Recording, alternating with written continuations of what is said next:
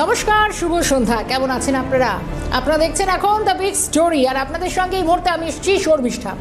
আজ শুরুতেই যেদিকে অবশ্যই আমাদের নজর রাখতে হচ্ছে, কারণ আপনাদের সামনে একটা প্রশ্ন রাখি প্রথমে। আচ্ছা বলুন তো, পশ্চিমবঙ্গের রাজনীতিতে আজ যা ঘটছে তা কি স্রেফ একটা বিদ্রোহ, নাকি একটা সাজানো সাম্রাজ্যের তাসের ঘরের মতো ভেঙে পড়ার একটা পূর্বাভাস? রাজনীতিতে একটা কথা খুব প্রচলিত আছে, উত্তরাধিকারের লড়াই চিরকালই নিষ্ঠুর হয়, কিন্তু সেই লড়াই যখন বাংলার শাসক দল ধরি সদ্য ক্ষমতাচ্যুত সংকটে পড়া তৃণমূল কংগ্রেসের অন্দরমহলে সেটা এসে আছড়ে পড়ে, তখন তার অভিঘাত গোটা রাজ্যের ক্ষমতা অলিন্দকে কাঁপিয়ে দেয়। বুধবারে বিধানসভার একটা রাজনৈতিক সমীকরণের জন্ম দিয়েছে, যে তত্ত্বটা গত কয়েকদিন ধরে একটা ফিসফাস আকারে ঘুরছিল, আজ সেটা যেন প্রকাশ্য দিবালোকে। বিধানসভার অলিন্দে দাঁড়িয়ে এই শিলমোহরটা পেয়ে গিয়েছে এতক্ষণ। ততটা কি? ততটা হলো মমতা ভালো, অভিষেক খারাপ। এদিকে অভিষেক বন্দ্যোপাধ্যায়কে দলের নেতারাই মনে প্রাণে পছন্দ করেন না। যে নেতার ঔদ্ধত্যে দল তৃণমূল স্তর থেকে সম্পূর্ণ বীতশ্রদ্ধ, এই সহজ রূঢ় সত্যটা আমাদের জননেত্রী মমতা বন্দ্যোপাধ্যায় আগে বুঝতে পেরেছিলেন, আর যদি না পারেন তাহলে পারলেন নাই বা কেন? দলের প্রবীণ পোরখাওয়া লড়াকু নেতাদের ভাবাবেগকে বারবার আঘাত করা হচ্ছে। কেন তাদের পুঞ্জীবিত ক্ষোভকে এভাবে উপেক্ষা করে স্রেফ পরিবারতন্ত্র প্রতিষ্ঠার একটা অন্ধ মরিয়া প্রচেষ্টা করে গেলেন নেত্রী মমতা বন্দ্যোপাধ্যায়? বাংলা রাজনীতিতে মমতা বন্দ্যোপাধ্যায় আজ দাঁড়িয়ে এক ঐতিহাসিক নির্মম দোটানায়। এক পাশে তার চোখের মণি মানে আদরের ভাইপো অভিষেক বন্দ্যোপাধ্যায়, যাকে রাজনৈতিকভাবে বাঁচাতে গেলে আজ তার নিজের সাজানো দলটাই ভেঙে টুকরো টুকরো খান খান হয়ে যাচ্ছে এবং হাতছাড়া হওয়ার উপক্রম হচ্ছে এই বহু লড়াইয়ের প্রতীক জোড়া ফুল। আর অন্য পাশে কি? অন্য পাশে দাঁড়িয়ে তার নিজের রক্তে ঘামে এবং দীর্ঘ সংগ্রামের পথ পেরিয়ে গড়া দল তৃণমূল কংগ্রেস, যাকে ধ্বংসের হাত থেকে বাঁচাতে গেলে আজ অভিষেককে রাজনীতির মঞ্চ থেকে চিরতরে সরিয়ে দিতে হবে, নির্মমভাবে বলি দিতে হবে নিজের অন্ধ অপত্য স্নেহকে। সাম্রাজ্য বাঁচবে নাকি ভাইপো? নিজের তৈরি করা তাসের ঘরের সামনে দাঁড়িয়ে আজ কোন পথটা বেছে নেবেন মমতা? পশ্চিমবঙ্গের সংসদীয় রাজনীতির এই মুহূর্তে সবচেয়ে আলোচিত চরিত্র ঋতব্রত বন্দ্যোপাধ্যায়। তার সঙ্গে থাকা সমস্যারে অন্য সঙ্গী বিধায়করা সাফ বলেই দিয়েছেন দলনেত্রী মমতা বন্দ্যোপাধ্যায়। আর মমতা বন্দ্যোপাধ্যায়ের প্রতি তাদের বিন্দুমাত্র অসম্মান নেই, বরং শ্রদ্ধাই রয়েছে। তো ভালো কথা। তারা চান নেত্রী তাদের পরামর্শ দিন, চালিকা শক্তি হিসেবে ওরই ছত্রছায়া তারা থাকুক, এমনটাই চাইছেন।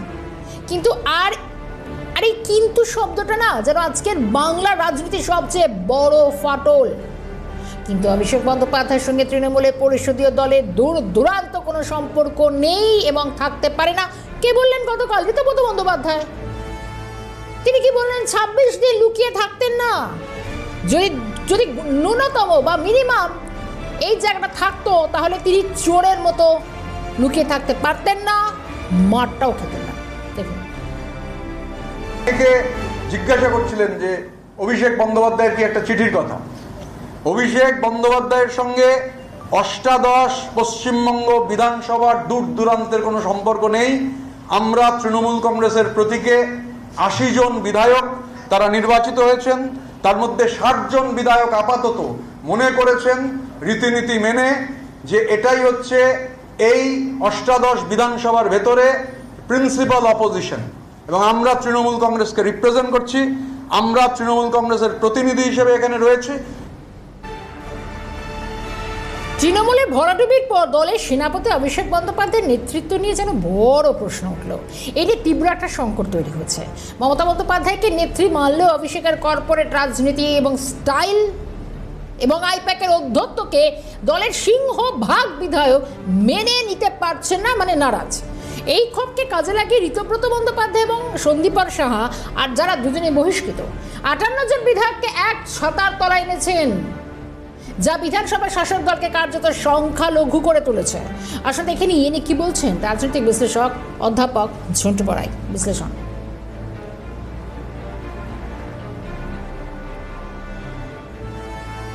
রাজনীতি সম্ভাবনার শিল্প, বিসমার্কের সেই বিখ্যাত উক্তি আজ পশ্চিমবঙ্গের রাজনৈতিক পালাবদলের পরবর্তী প্রেক্ষাপটে কিন্তু অক্ষরে অক্ষরে মিলে গেল। দেখুন, মমতা অভিষেক বর্জিত ঋতব্রতর নেতৃত্বে যে তৃণমূল গঠিত হলো, সেই তৃণমূল একটা যে বৃহত্তর রাজনৈতিক অভিসন্ধি এবং মদতেরই বহির্প্রকাশ তা বলার অপেক্ষা রাখে না। এখন প্রশ্ন হলো, প্রশান্ত কিশোরের ফোন তার পুরনো সহকর্মীকে 2020 পরে, সেটা কি নিতান্তই সৌজন্যতার, নাকি যার মদতে একের পর এক তৃণমূল নির্বাচনী সাফল্য পেয়েছিল তিনি নিতান্তই দলটার প্রতি একটা টানের অনুভব থেকেই ফোন করেছিল, নাকি প্রশান্ত কিশোর বৃহত্তর কারো বার্তা পৌঁছে দিতে তা ঋতব্রতকে ফোন করেছিল? সে তো সময় বলবে।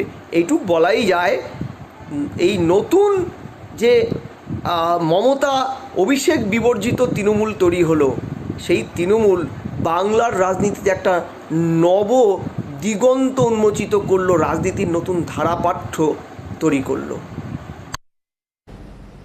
দেখুন, একজন অভিজ্ঞ মানুষ এবং একজন রাজনৈতিক বিশ্লেষক ঝন্টু বড়াইকে তার যে মতামত, সত্যি একটা নতুন ধারাপাত তৈরি হলো, কিন্তু ফলস্বরূপ বুধবার সরকারিভাবে আত্মপ্রকাশ করেছে নতুন তৃণমূল। মূল পরিষদীয় দল থেকে আলাদা হয়ে গেল, বিচ্ছিন্ন হয়ে গেল। স্পিকারের বদান্যতা ঋতব্রত বন্দ্যোপাধ্যায় বিরোধী দলনেতার মর্যাদাটাও পেয়ে গেলেন। বিদ্রোহীদের স্পষ্ট বার্তা, অভিষেক যেখানে আছে তারা সেখানে নেই। তবে রাজনীতির অন্দরে একটা সূক্ষ্ম চাল দেখা যাচ্ছে। বিদ্রোহীরা মমতা বন্দ্যোপাধ্যায়ের জন্য আলোচনার দরজা খোলা রেখেছেন। তারা চান দিদি তাদের অভিভাবক হিসেবে থাকুন, কিন্তু ভাইপো না, ভাইপো যেন তাদের ওপর বিন্দুমাত্র ছড়ি না ঘোরান, একেবারেই না পছন্দ। বিরোধী দলের সাম্প্রতিক বৈঠকটিকে কেন্দ্র করে একাধিক গুরুত্বপূর্ণ রাজনৈতিক রণকৌশল সিদ্ধান্ত সামনে এসছে। বৈঠকে স্পষ্ট করে দেওয়া হয়েছে যে মমতা বন্দ্যোপাধ্যায় কেবল একজন পরামর্শদাতা হিসেবে থাকবেন না, বরং তাকে মূল নেত্রী হিসেবেই আগামী দিনে সমস্ত পদক্ষেপ নেওয়া হবে তার কথাতে।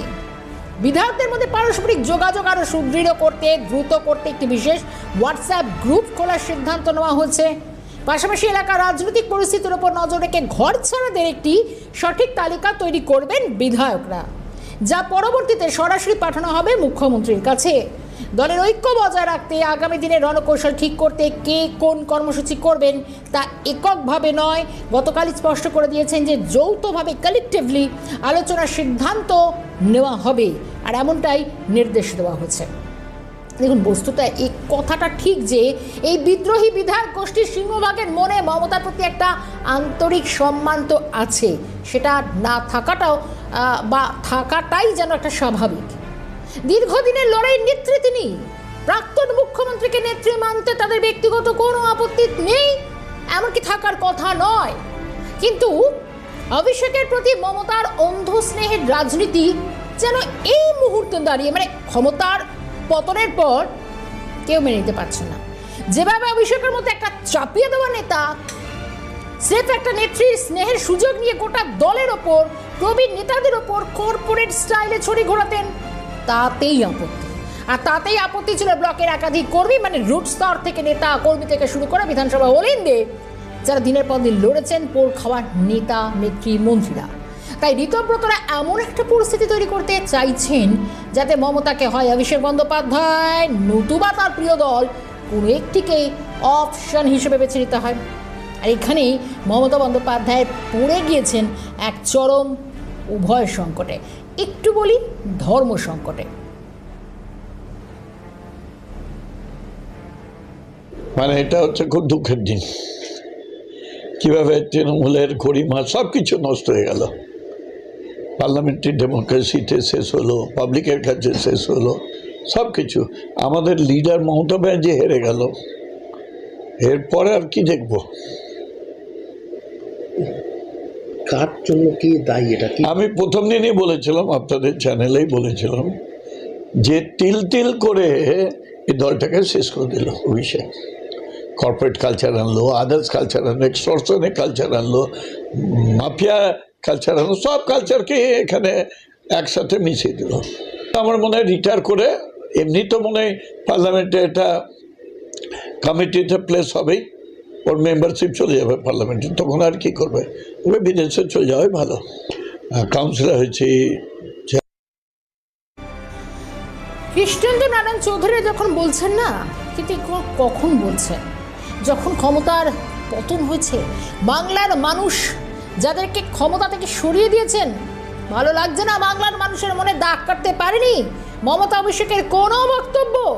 সেই রণংদিহী মেজাজ, হুঙ্কার, মাইক নিয়ে র্যাম্পে হাঁটা, সবই তো করেছিলেন ভাইপো। তাহলে কোথায় বাংলার মানুষের এবার, মানে 26-এ মন জয় করতে পারলেন না? অন্তত দলের মধ্যে যে কোন দল, তারাও সেটা বলছেন। আইপ্যাক কালচার, যে সংস্কৃতি অভিষেক বন্দ্যোপাধ্যায় এনেছিলেন, সেটা পছন্দ হয়নি, কিন্তু এতদিন তারা মুখ খোলেননি। ঠিক 1 মাস, এই যে আজকে 4 জুন, আর গত 4 তারিখ 4 মে রেজাল্ট আউট হয়েছিল। এই একটা মাসে চুরমার হয়ে গেছে। সবাই সামনে আসছেন, এখন সবাই সামনে আসছেন। যদি নিজের ভাইপোর পাশে দাঁড়ান মমতা, তাহলে তো গোটা রাজ্যে বার্তা যাবে, অপত্য স্নেহে অন্ধ মমতা নিজের তৈরি দলকে ছেড়ে দিতে পিছপা হলেন না। তাহলে কি করবেন? আর যদি মমতা ঋতব্রতদের কথা আবার মানতে যান, তাহলে অভিষেককে রাজনৈতিকভাবে সম্পূর্ণ নিঃস্ব করে দিতে হয় বইকে। কারণ মমতা বন্দ্যোপাধ্যায়ের মতো তো রাজনীতিটা করে অভিষেক বন্দ্যোপাধ্যায়ের উত্থান হয়নি। কতদিন রাজনীতির মাটিতে তিনি ঘুরে বেরিয়েছেন, বরং র্যাঙ্ক করতে শিখেছেন। আর অভিষেক যদি দল থেকে বাদ যান, রাজনৈতিক ছাতা যদি মাথা থেকে সরে যায়, তবে তার জেল যাত্রার সম্ভাবনা উজ্জ্বল হবে। মমতা রাজনৈতিক উত্তরাধিকার নিয়ে নতুন করে বিতর্ক শুরু হবে। আর অভিষেকের রোজ ইডি, সিবিআই, সিআইডির সঙ্গে আইনি লড়াইটা লড়তে হবে, সেটাও আবার একা, দলের কোনো সমর্থন ছাড়াই। কারণ গতকালে যখন ঋতব্রত বন্দ্যোপাধ্যায়রা তারা যখন বিধানসভায় সাংবাদিক বৈঠক করছেন, নতুন তৃণমূল দল হিসেবে আত্মপ্রকাশ করছেন, তখন অভিষেকের বাড়ির দোরগোড়ায় ছিল ইডির কড়াকড়ি। যা পরিস্থিতি, তাতেও না মমতার অবস্থা দেখুন। এখন মহাভারতের একটু মনে করে দিই, পিতামহ ভীষ্মের সঙ্গে তুলনা করা যেতে পারে। চোখের সামনে তার সাজানো রাজ্যপাট, তার নিজের হাতে গড়া তৃণমূল কংগ্রেস উত্তরাধিকারের লড়াইয়ে যেন এখন তছনছ হয়ে যাওয়ার মুখে, অথচ কোনো পক্ষই নেওয়ার উপায় নেই। কি কঠিন পরিস্থিতি।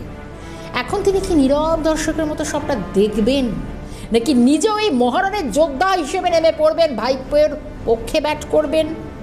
এটাই এখন লাখ টাকার প্রশ্ন। কটাক্ষ করতে ছাড়েনি বিধানসভার অধ্যক্ষ তাপস রায়, এবং তিনি যেরকম বিধানসভার অধ্যক্ষ রথীন্দ্রনাথ বোস, তারা যেরকম গোটা বিষয়ের উপর নজর রাখছেন, এবং মন্ত্রী তাপস রায় তিনি কি বলেছেন তার বক্তব্য। মেনে নিয়ে, ওকে নেতা মেনে নিয়ে স্ট্যান্ডিং ওভেশন দাও, মমতা আবার বলছে। অভিষেককে মেনে নিয়ে যাদের সেলফ রেসপেক্ট রয়েছে বা যাদের ডিগনিটি বোধ রয়েছে, তাদের পক্ষে দলে কি বিধানসভায় আর লোকসভায় কাজ করা তো কঠিন বটে। এতদিন ভয় বলতে পারতো না বা অন্য কোনো কারণও থাকতে পারে, আমি জানি না। দেখুন, বিধানসভার অন্দরে যে একটা হলচল গতকাল অন্তত ঋতব্রত বন্দ্যোপাধ্যায়রা তারা কিন্তু করে দেখিয়েছেন। এদিকে মমতা বন্দ্যোপাধ্যায় কি করবেন, কি করতে পারেন এখন, এটাই তো প্রশ্ন। বাংলার মানুষ তাকিয়ে রয়েছে না, গোটা দেশের রাজনৈতিক মহল ভাবছেন মমতা বন্দ্যোপাধ্যায় কি করবেন। এবার কি দলের প্রতীক জোড়া ফুলটাও হাতছাড়া হবে, মানে ঘাসফুল আর প্রতীক থাকবে না, নাকি ঋতব্রতদের এই দল ভাঙানো খেলাকে চ্যালেঞ্জ করে আইনি পথে হাঁটবেন? তিনি বারবার আইনি পথে হাঁটার চেষ্টা করেন, সুপ্রিম কোর্ট অব্দি দৌড়ে যান, নিজেকে কোর্টে লড়ার চেষ্টা করেন। তিনি নেত্রী মমতা বন্দ্যোপাধ্যায়, কিন্তু তেমন কোনো উপায় কি আদৌ এবার অন্তত আছে? আর এইসব রণকৌশল ঠিক করতে দলের যে গুটি কয়েক বিশ্বস্ত নেতা টেতা বলা ভালো, যারা এখনও ঝড়ের দিনও এখনও ওর সঙ্গে রয়ে গিয়েছেন, মানে নেত্রীর সঙ্গে রয়েছেন, নেত্রীর পাশে থাকছেন, তাদের নিয়ে কালীঘাটের বাড়িতে জরুরি বৈঠক করেন মমতা বন্দ্যোপাধ্যায়। সেই বৈঠকে উপস্থিত ছিলেন কারা? কুণাল ঘোষ, সবার আগে এই নামটাই আসে। কুণাল ঘোষ, ফিরহাদ হাকিম, শোভেন্দু চট্টোপাধ্যায়রা, অভিষেক বন্দ্যোপাধ্যায়। সূত্রের খবর যে বৈঠকের পরিবেশ ছিল বেশ থমথমে। এবার একটু অন্যভাবে যদি তাকাই, তাহলে বলা যেতে পারে যে কোথাও কি আদালতের দ্বারস্থ হওয়া ছাড়া উপায় নেই, মানে একটা লিগাল রুট কি করবেন মমতা বন্দ্যোপাধ্যায়। মমতা বন্দ্যোপাধ্যায়ের প্রথম বিকল্প হতে পারে, যেটা বলছিলাম, যে একটা আইনি পথে হাঁটা। স্পিকার যেভাবে তড়িঘড়ি ঋতব্রত বন্দ্যোপাধ্যায়কে বিরোধী দলনেতা হিসেবে স্বীকৃতি দিলেন, তার বিরুদ্ধে মমতা শিবির আদালতে যেতে পারেন। তৃণমূলের দাবি, দলের তরফে শোভনদেব চট্টোপাধ্যায়কেই এই পদের জন্য মনোনীত করা হয়েছিল। পরিষদীয় বিষয়ে আদালত সাধারণত হস্তক্ষেপ না করলেও অধ্যক্ষের সিদ্ধান্ত একপেশে বা দলত্যাগ বিরোধী আইনে পরিপন্থী হলে আদালত তা বদলেও দিতে পারে। আর কি কি বিকল্প আছে? বিকল্প 2, বিদ্রোহীদের বহিষ্কার এবং প্রতীকের জন্য লড়াই, মানে একটা অ্যাগ্রেসিভ রুট, সেখানেও কি হাঁটতে পারে। দ্বিতীয় বিকল্পের কথা বলি, চরম আক্রমণাত্মক একটা পথ, 60 জন বিদ্রোহী বিধায়ককে একযোগে বহিষ্কার করা। তবে এতে মস্ত বড় একটা বিপদ থাকছে। কি? 60 জনকে বহিষ্কার করলে বিধানসভায় তৃণমূলের বিধায়ক তো কমে যাবে, 20-তে গিয়ে দাঁড়াবে, সবাই বহিষ্কৃত। এবং দল একটা প্রধান যে বিরোধীর মর্যাদা, সেটা কি হারাবে। এরপর লড়াই পৌঁছে যাবে নির্বাচন কমিশনে। বিধায়ক সংখ্যার জোরে বিদ্রোহীরা আসল তৃণমূল এবং দলীয় প্রতীক জোড়াফুল দাবি করবে। মহারাষ্ট্রের শিবসেনা বা এনসিপির মতো এমন দীর্ঘ আইনি লড়াই দলের কর্মীদের মনোবলও ভেঙে দিতে পারে। আরও পাঠ আছে। যদি বলি বিকল্প 3, মানে 3 নম্বর বিকল্প রুট কি হতে পারে, সেটা হচ্ছে একটা আলোচনা, একটা দফা সূত্র, মানে কোনো রকমভাবে ডিপ্লোমেসির পথ নেওয়া যায় কি। বিদ্রোহীদের সঙ্গে আলোচনায় বসা, স্যারফ একটা এই যে আলোচনার টেবিলে, এখানে মূল বাধা হতে পারেন অভিষেক বন্দ্যোপাধ্যায়। বিদ্রোহীরা স্পষ্ট করে দিয়েছেন অভিষেক যে দলে থাকবেন সেখানে তাহলে তারা নেই। ফলে রফা সূত্র খুঁজতে সেই আলোচনার টেবিলটা কি হবে, ভেস্তে যেতে পারে। অভিষেককে সরাতে হবে, যা মমতার পক্ষে তো অসম্ভব। এছাড়া শূন্য থেকে দল গড়া মমতা বন্দ্যোপাধ্যায়ের মতো লড়াকু নেত্রী নিজের দলের জুনিয়র নেতার শর্ত মেনে আলোচনায় বসবেন, তা তার রাজনৈতিক ইমেজের জন্য চরম হানিকর। এই এতগুলো বিকল্প রুট বা পথ রয়ে গিয়েছে, কিন্তু প্রশ্ন হচ্ছে ঘুরে ফিরে সে এক জায়গায় আসে, কি করবেন মমতা, কি করবেন, পরিস্থিতি কোন জায়গায় দাঁড়াবে, আরও একটু বিশ্লেষণের প্রয়োজন রয়েছে। দ্রুত ফিরছি বিগ স্টোরিতে একটা ব্রেকের পর, সঙ্গে থাকুন। এরপর ফিরলাম। সব মিলিয়ে পরিস্থিতি যেখানে দাঁড়িয়ে, সেখানে মমতা বন্দ্যোপাধ্যায়ের হাত পা অনেকটাই বাঁধা। এটি একদিকে ভাইপোর বাঁচানোর পরিস্থিতি, অন্যদিকে পারিবারিক তাগিদ আর নিজের জীবনের শ্রেষ্ঠ সৃষ্টি সেই তৃণমূল কংগ্রেসকে বাঁচানোর রাজনৈতিক তাগিদ। এই দোটানা মমতা বন্দ্যোপাধ্যায়কে কোন দিকে নিয়ে যাবে, রাজনৈতিক বিশ্লেষকরা তো সেটাই এখন চুলচেরা বিশ্লেষণ করছেন। আর এই মহাসংকটের মধ্যেই রাজনীতি তার নিজস্ব রং বদলাচ্ছে। শহীদ জাল বিতর্ক নিয়ে মুখ্যমন্ত্রী শুভেন্দু অধিকারীর তথ্য সামনে আনার সঙ্গে সঙ্গেই ঋতব্রত বন্দ্যোপাধ্যায় এবং সন্দীপন সাহাকে বহিষ্কার করে তৃণমূল কংগ্রেস। এই বিদ্রোহের আবহে নিজের অবস্থান স্পষ্ট করে সোশ্যাল মিডিয়ায় দীর্ঘ তাৎপর্যপূর্ণ পোস্ট করেছেন বেলেঘাটা তৃণমূল বিধায়ক কুণাল ঘোষ। কুণাল ঘোষের সাম্প্রতিক পোস্টে তৃণমূলের ভিতরে গভীর ফাটল এবং ক্ষোভটাকে স্পষ্ট করে দিচ্ছে। তিনি স্বীকার করেছেন দলের সমস্যা রয়েছে, সরাসরি আঙুল তুলেছেন কিছু নেতার অধ্যত্বপূর্ণ অপরিণত আচরণের দিকে। এই তীর যে প্রবীণদের কোণঠাসা করা, তরুণ তুর্কি এবং আইপ্যাকের সংস্কৃতির বিরুদ্ধে, তা বুঝতে অসুবিধা হয় না। তবে কুণাল একই সঙ্গে নেত্রী মমতা বন্দ্যোপাধ্যায়ের প্রতি তার অবিচল আনুগত্য প্রকাশ করেছেন। তার এই স্বীকারোক্তি প্রমাণ করে যে অভিষেক বন্দ্যোপাধ্যায় কর্পোরেট কায়দায় দল চালানো, যোগ্যদের সরিয়ে সুযোগ সন্ধানীদের গুরুত্ব দেওয়ার পদ্ধতিটা ভুল ছিল। আজ দল ডুবতেই সেই সুবিধাবাদী প্রথম জাহাজ ছাড়ছে। সেই সমস্ত সুবিধাবাদীরা কুণাল নিজে অতীতে দলের কোপানলে পড়লেও এই সংকটে বুঝিয়ে দিয়েছেন তিনি কিন্তু মমতার পাশে আছেন, থাকবেন। আসলে দলের সিংহভাগ নেতা মমতাকে শ্রদ্ধা করলেও অভিষেক এবং আইপ্যাকের এসি ঘরে, মানে ঠান্ডা ঘরে বসে খবরদারি করার অধ্যত্বকে কেউই মানতে পারছেন না। এই কর্পোরেট রাজনীতির কারণে তৃণমূল আজ সাধারণ মানুষের থেকে দূরে সরে গেছে এবং ভরাডুবির জন্য তারা অনলি এবং একমাত্র অভিষেক বন্দ্যোপাধ্যায়কেই দায়ী করছেন। আজ অভিষেকের চারপাশটা যেন একটা মস্ত বড় চক্রব্যূহ। একদিকে বিধানসভার স্বাক্ষর বিতর্কে তার নাম জড়িয়েছে, যেখানে শহীদ জাল মামলার তদন্তে আগামী সোমবার তাকে আবারও হাজিরা দেওয়ার নির্দেশ দিয়েছে সিআইডি। বারবার বাড়ি আসছে, বাড়ি দোরগোড়া আসছে, নোটিশ দিয়ে যাচ্ছে।